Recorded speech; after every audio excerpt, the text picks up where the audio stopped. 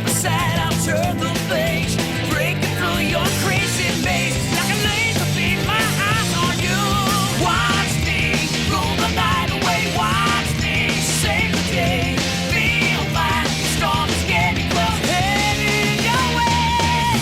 Sonic heroes, Sonic heroes. Find you, confine you, defying your blade. Sonic heroes, Sonic heroes. Setting the stage for the heroes parade. Sonic heroes, give us a reason and we're on our way.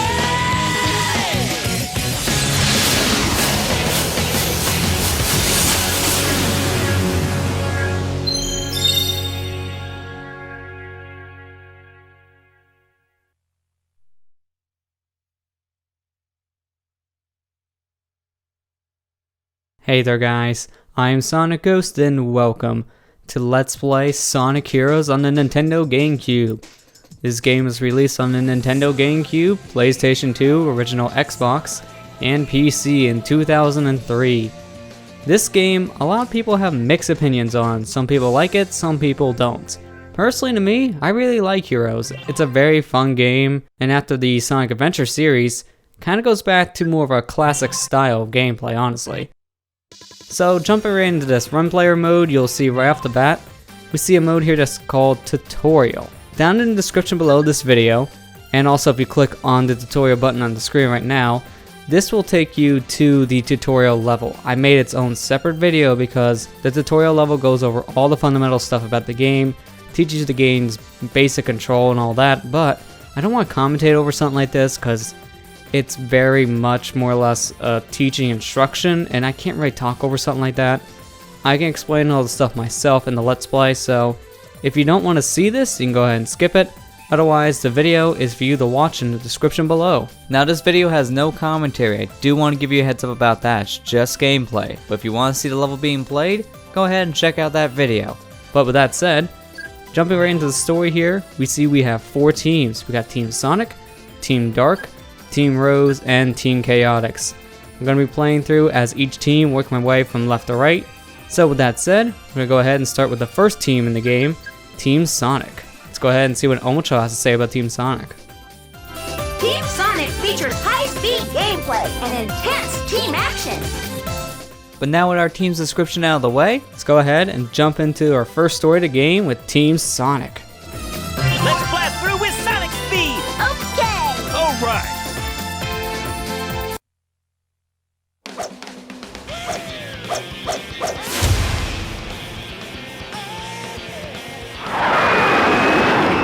Hey look, it's Sonic.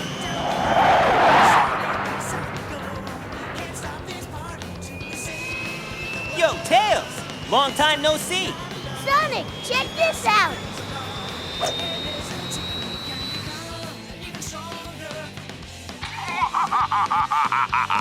Guess what, Sonic Heroes? I finally developed the ultimate weapon. In 3 days, I'll conquer the world. Think you can stop me? Sounds like an invitation to party. What are we gonna do, Sonic? No worries, we've got this one. Ha! Think I'd miss this? Time to crack that Eggman wide open. Yeah, let's party!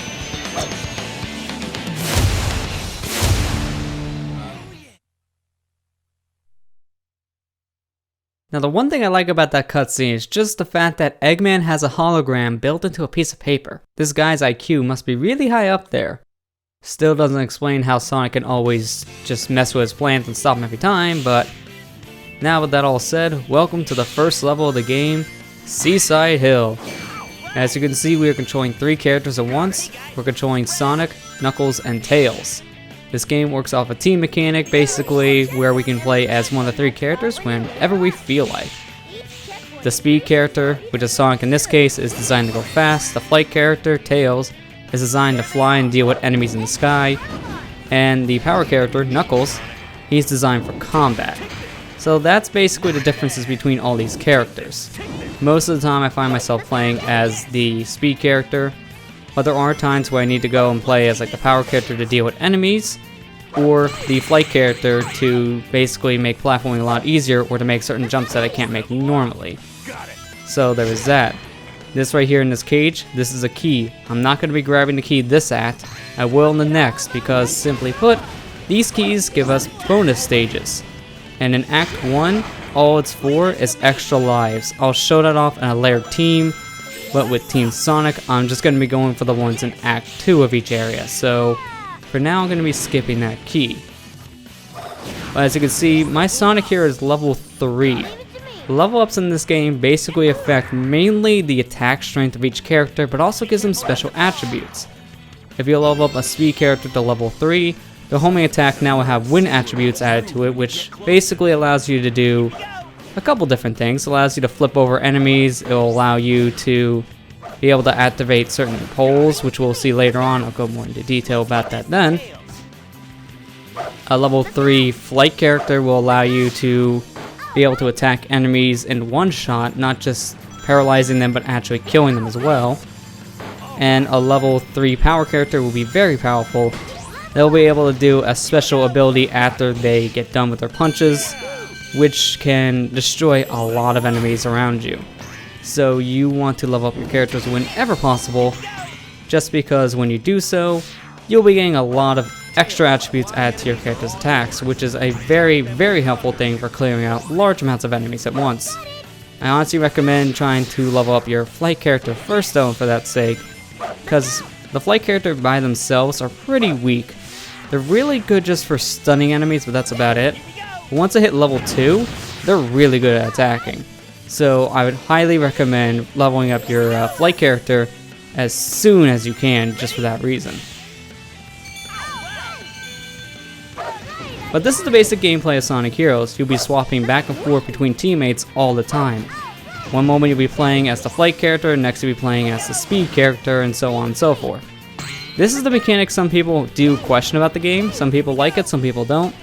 It's gonna just depend on your kind of gaming style. If you like this kind of mechanic in a game, then you'll like Sonic Heroes. Otherwise, this might not be the game for you. Personally, to me, I do like the team mechanic here because it just shines through with each character's special ability in the Sonic series. These characters all can move fast, while at the same time they have their own special abilities that make them different from each other. This is what a lot of Sonic fans have been asking for when there are multiple playable characters in the game. The only problem is some of their extra abilities don't really shine through as nicely as you would want. Say for example the flight character, because they can fly, they carry their teammates all the time. So because of that, they're really not that fast, so you'll only be using the flight characters when necessary. Same for the power characters. The power characters are really helpful, but at the same time, they don't move as fast as a speed character, and they can't really deal with certain platform challenges that easily because of their speed. So it's going to just depend on your kind of gaming style, I guess, if you like this or not. Personally, I do like it. I do like how they do show off the different characters' attributes with this kind of mechanic. I do think it's a lot of fun, and I do like the gameplay of Sonic Heroes.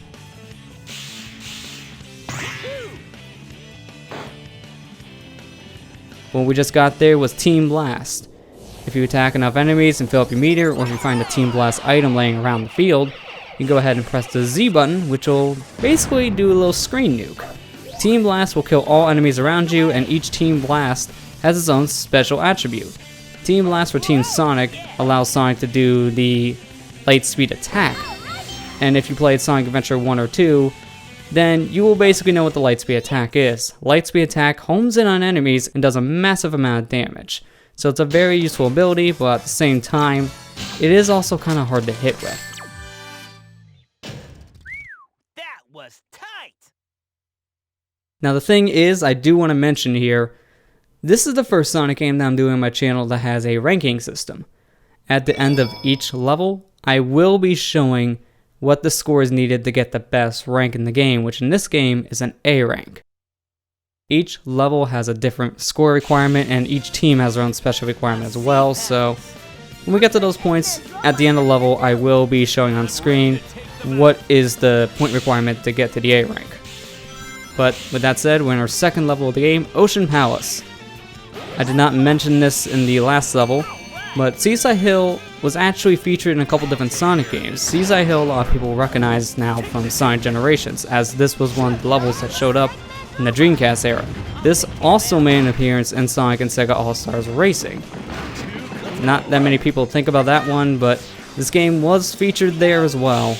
And I do like the level in Sonic Generations, honestly. They combined both Seaside Hill and Ocean Palace, and I'm a really big fan of that because it actually did work out quite well.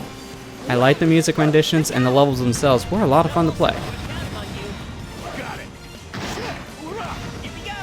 Now when we get to these big stone doors, you need to go ahead and swap over to your power character in order to break them open.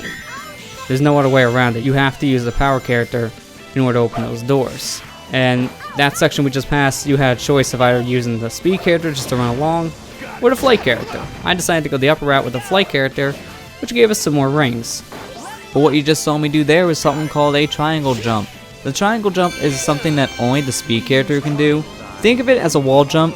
It allows you to jump back and forth between two sets of walls, making platforming a lot easier in certain sections. But right here with the power character, we are doing something called the triangle dive. Triangle dive is basically a glide in this game. That's pretty much what it is. That's what the power character can do. They can do a triangle dive, which will allow them to ride air currents and allow them to glide for a little bit amount of time. It's not really that useful, honestly, as a glide, but it is something that can help you if you're about ready to fall down and you want to try to make a more accurate landing. So triangle dive is useful for that sake, but you'll mainly just be using it to ride air currents.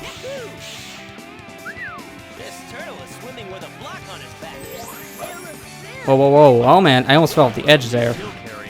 I guess that is a pretty good instance for me to talk about this one issue with Heroes that a lot of people do have a complaint with, and something I can agree on to an extent. The control in this game. It's very slippery compared to some other Sonic games, so you can find yourself going all over the place because of its momentum.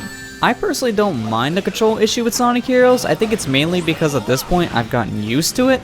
But the momentum thing can throw you off. You want to be really careful when you're controlling your characters here in Sonic Heroes, because Sonic Heroes has some of the most slippery control in the series. And this is a big turnoff for a lot of people. A lot of people don't like the slippery control in this game. What I recommend you do is, if you're not very comfortable with the speed character's slippery control, try using either the power or the flight character, as their control is a lot better and it's more fine-tuned. The speed character is known for going fast, so because of that, the control isn't as fine-tuned as the other two characters. I normally just stick to the speed character because at this point, like I mentioned earlier, I'm already used to the control of this game, so it doesn't really bug me and doesn't really affect my gameplay. But I could see how this would be a problem for other people. So, like I mentioned earlier, stick to the power or the flight character if you're not very comfortable with the speed character, and then just use the speed character whenever you have to. Save for homing attack chains or things along the like. But you saw earlier when I got hit, I actually lost my key. That's the one problem with collecting these keys. You need to make sure you never take a hit. If you take one hit, the key is gone as well. So you gotta be very, very careful with that if you're going for these keys. Luckily though, if you have a shield, that wouldn't be that big of an issue because when the shield's gone, your key is still there. And I'm glad that's the case.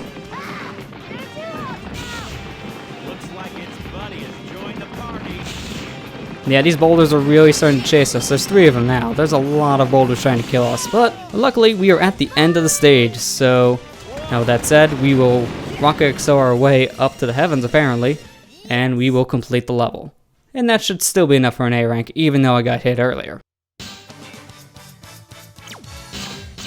Yeah, that's plenty for an A rank. That was tight! It helps to know your math in this game because time bonus, ring bonus, and score bonus are the 3 things you need to keep in mind at the end of a level. So if you complete a level fast enough, you'll get a better time bonus. If you have more rings at the end of the level, you'll get a better ring bonus. And the more things that you destroy or more enemies you kill, the bigger the score bonus will get. But this here is a special stage. When you're going for these Chaos Emeralds, I recommend you swap over to the power character and just collect these orbs and boost. If you do this, you'll get the Chaos Emerald in no time. These special stages a lot of people complain about, but luckily, if you use this method, these special stages are a joke.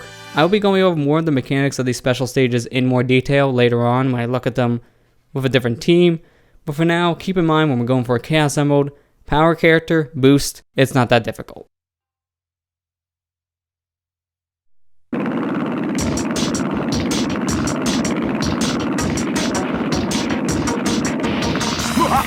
Stop your futile efforts. You'll just make fools of yourselves. I think you got that backwards, Doc. Here we go, our first boss fight of the game. It's Egghawk. The Egghawk here is quite simple to deal with, luckily. What you want to do is you want to lure the Egghawk to land on this beach area here. If you do so, then you can do a lot of damage to him right away. Basically, get him to land and then just wail on him as a power character. Simple as that. If you go around this area, there'll be crates you can go ahead and smash open, which will give you level ups, and one of them has an invincibility. But just do this, then you'll kill him in no time. This isn't the end. That's the strategy you actually need to do if you're going for an A rank, as the boss fights aren't by score for A ranks, they're based off of time. So the faster you kill this guy, the better the ranking that you'll get. Ready for the junk pile. But now with that out of the way, I'm actually going to go ahead and end the episode here. Next time on Let's Play Sonic Heroes, we'll move on to our next level here with Team Sonic, Grand Metropolis. I'll see you guys next time.